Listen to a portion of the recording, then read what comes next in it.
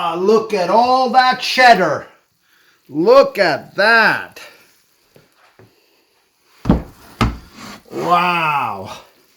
Welcome to the channel, everyone. Burger and Beer Bar. Now, you're in my kitchen, you're in my home, and we're not at my restaurant. Now, the series we're making, it's called Around the World in 80 Meals. And I know it's a take on the Jules Verne story Around the World in 80 Days, but there's a reason for that. Now, the reason is that I lived on more than 3 continents, I lived in more than 6 countries, and I've traveled and visited more than 50 countries. And on my travels and on my journeys, I've eaten, I've cooked, I've flavored, I've savored, I've tasted so many great foods and dishes. And so in this series, I want to share my experience with you, and we're going to travel to different places where we're going to cook those epic meals, those fantastic signature dishes from those countries that I've experienced. So I welcome you to the show, to the channel, to the series, and let's go.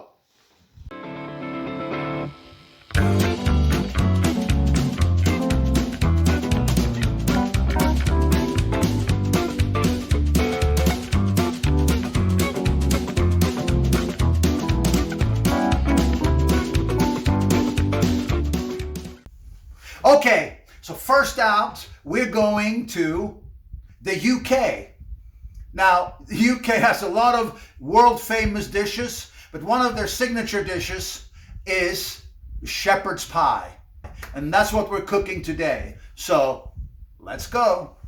Now, this is my story, and the story goes, I was 16 years old, sweet 16, and I was going to visit my buddy in the UK, in London, Phil. And so I fly to Heathrow. I take the coach into Victoria Station where Phil greets me.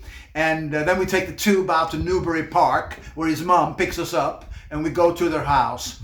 And of course, I'm starving because I've been traveling. So she said, "Are you hungry, Fred?" And I said, "I'm starving, Margaret." Well, I happen to just cook a shepherd's pie. Would you like to have some?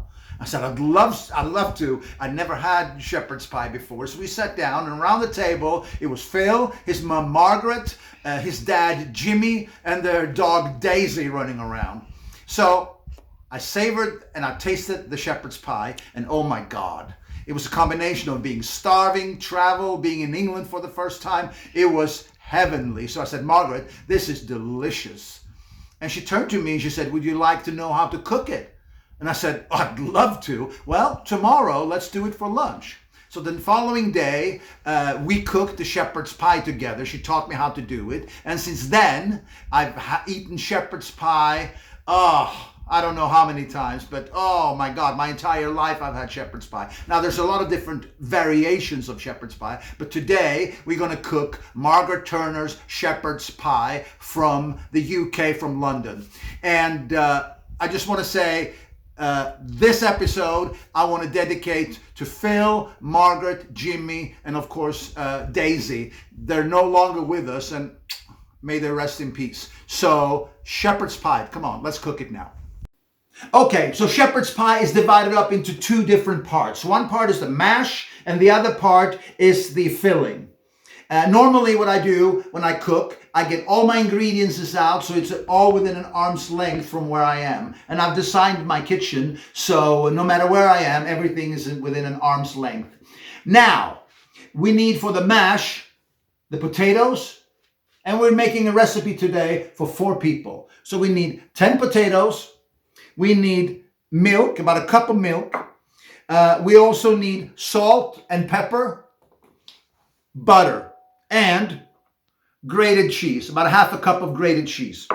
That's for the mash. Now, for the filling, we need 3 yellow onions. Get a little closer here, come on. 3 yellow onions.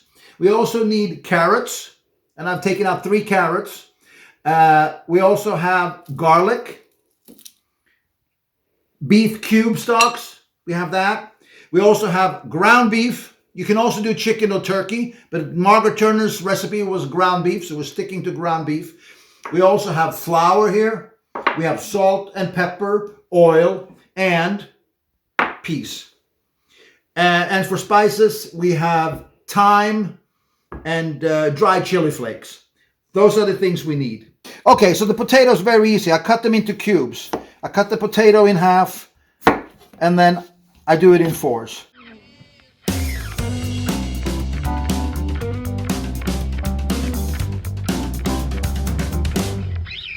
Okay, so the potatoes, we've diced them, we put them into a pot, and then we rinse them. And I like to rinse the potatoes 2 or 3 times to get the starch out. So the water will take care of that. And you do it in cold water.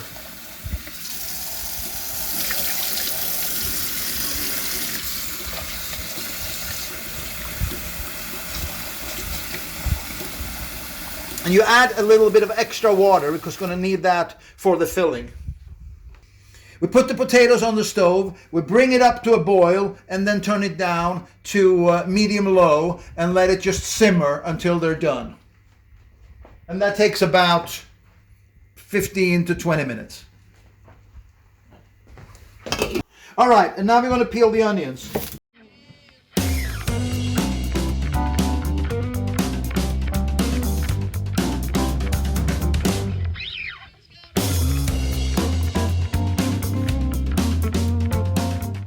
So we have the garlic. So I got 4 cloves of garlic. And what I'll just like to do, just cut the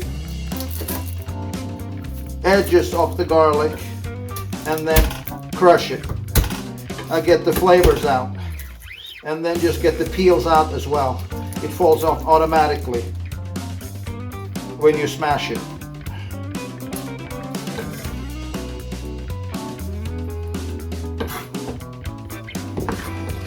And then you take and just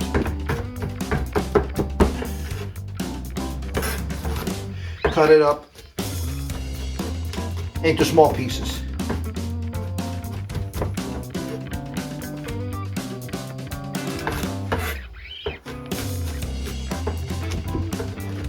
So now we need to do the filling. So we need a pan, and I always like to use a pan with a high edge, a high side. It's easier to cook. Now, come on, let's put that on. We're gonna get the oil, come on, to the pan. Put a little bit of oil in the pan. Keep filming that. And we need a little bit of butter.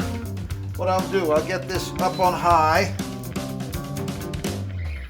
All right, so now we have the butter dissolving in the oil and getting warm. So the first thing we do is to get the onions in.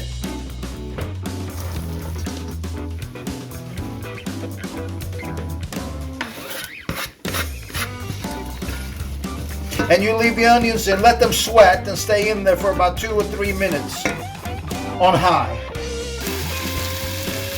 Now the onion is sweating. You can see that. It's been in for a few minutes. Looks great. Now we add the garlic. Oh, wow, it smells great. Look at that. Wow, you could smell this. And you let this simmer too for about a minute or so on high. You don't want it to burn, so you stir. But you got the oil and the butter in there taking care of that. Oh, you just want it to be caramelized a little bit. Look at that.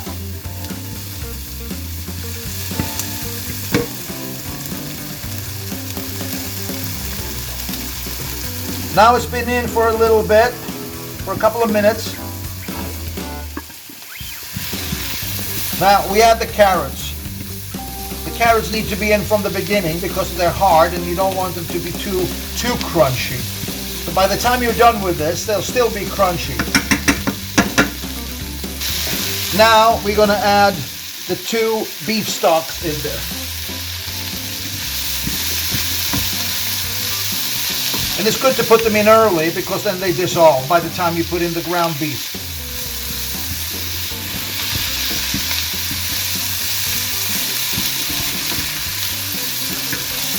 And And it's good. You keep on stirring a little bit like this. What we're going to do now, we're going to put in thyme in the mortar here. And I'll take about 2 nice pinches, which is about 2 tablespoons worth of thyme. And what I need to do, I just need to mortar it a little bit. Get closer in here so you can see.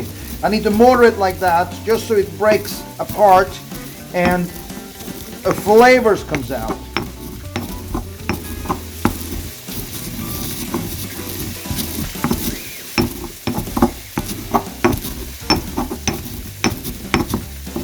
Perfect, just like that.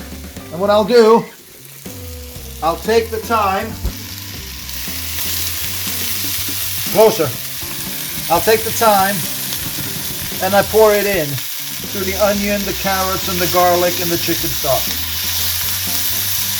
Getting it in that early, it will definitely release a lot of its flavors.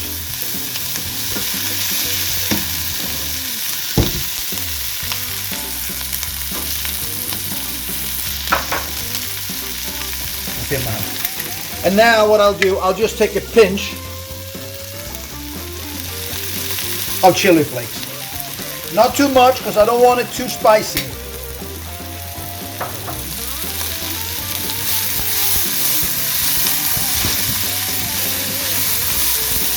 Oh, it smells divine. Wow.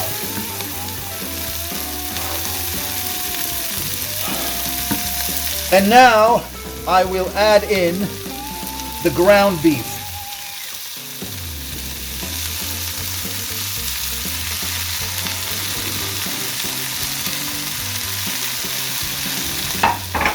And the important thing is when you put it in now that you stir. Because you don't want it to stick or cook into lumps. You want it to dissolve. And it actually dissolves fairly easy when it gets warm.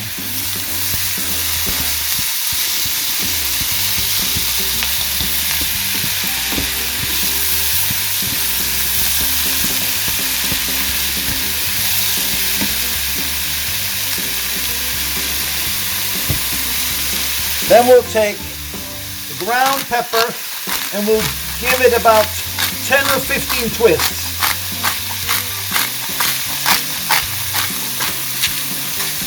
And for the salt, we do about 5 or 6 twists.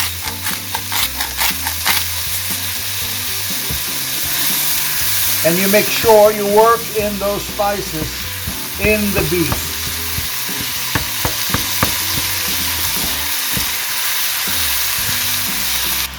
Wow, it's just falling apart. It looks really, really good. And all the spices have just gone into the beef. We're gonna add on the peas.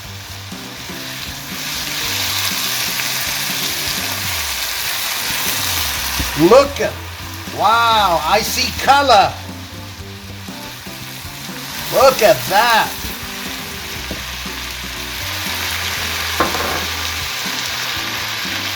Then we're going to add on the flour.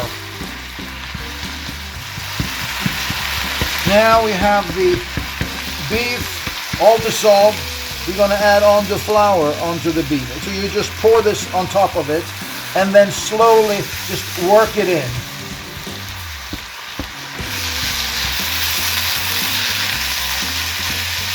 Until it's gone and you don't see that white color anymore.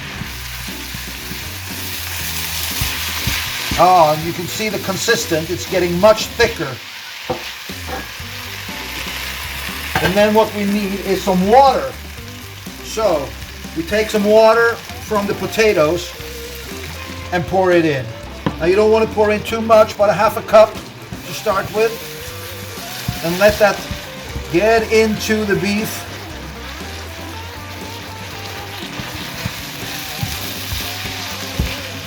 Look at that. We need a little more. We don't want it too loose and too diluted. This is perfect. And if you pour in a little bit too much, you can always just let it simmer and it kind of will burn off, reduce by itself. Look at that. Now what I always do, I always keep a spoon here so I can taste it.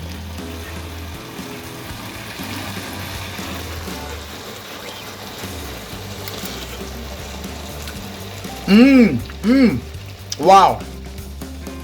Delicious. Wow. I can taste the beef, the thyme, garlic, onions, carrots, a little punch of the chili flakes, not too much. Perfect.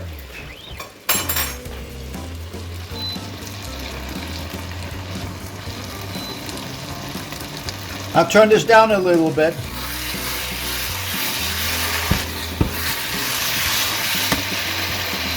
All right, so the filling is done. The potatoes are done. So what I'll do, I'll turn off the potatoes. I turn on the oven, and I turn on the oven to 200C or 450F. Pour out the water. I usually do this in the sink so it doesn't splatter. I put the butter in.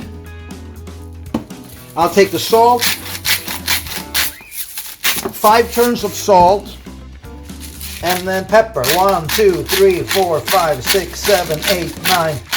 I do 10 turns of pepper.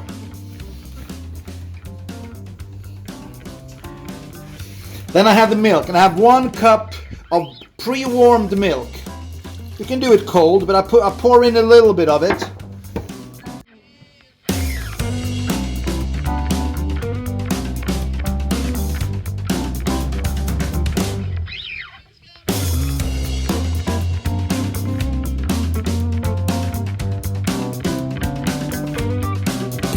Perfect. Look at that. Look at that. And I'm obviously going to taste it. So, I take a little piece.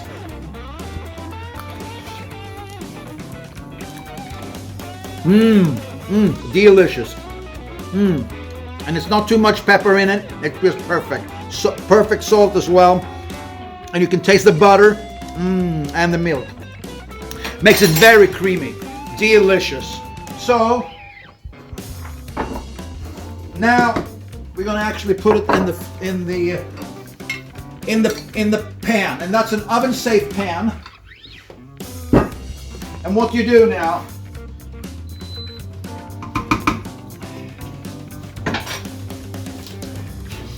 you take the filling and then you just pour it in.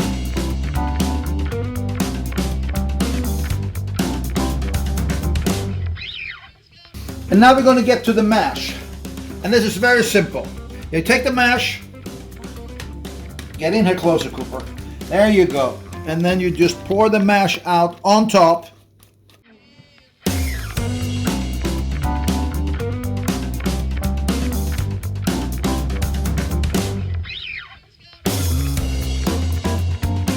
Then you get a fork, and now you're going to design it a little bit. And you just do it diagonally, like this, with a spacing of about 1/4.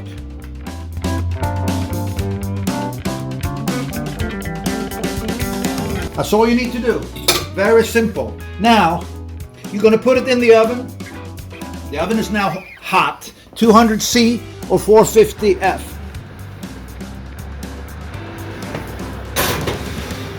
And you just follow it through. There you go. You put that in.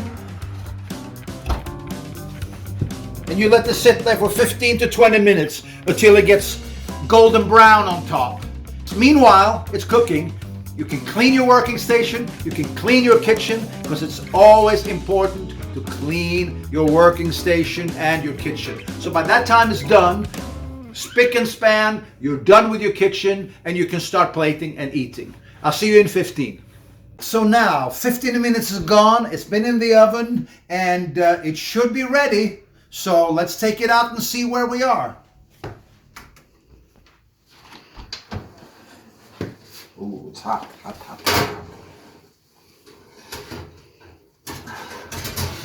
Ah, look at all that cheddar. Look at that. Wow. Absolutely beautiful. Look at that color. Mmm. That's what we want. So now it's out of the oven. It's been resting for us for a few minutes to firm up a little bit. And now we're going to plate it. Come on. Get closer here. And then what I'll do, I'll just get around it like that.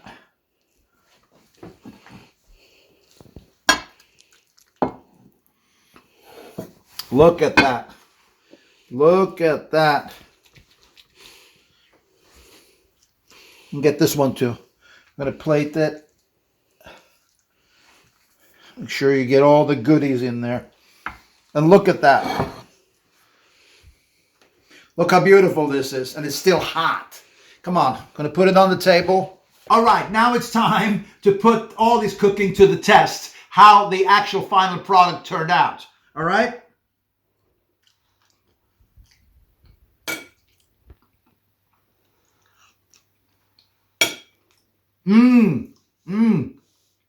Wow. It's jam-packed with flavors and it's really well balanced. You get the beef, you get the garlic, you get the onion, the thyme, a little kick of the chili flakes, the mash, and just salt and pepper.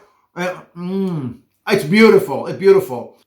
Okay, guys, that's pretty much a wrap for today. Thanks so much for tuning in, and make sure your post notifications are on so you don't miss out on anything. And please drop your thoughts and comments down below. I'll just go wild. I'd love to hear from you guys. And I guess that's about it. We're going to eat our meal now. But catch you later.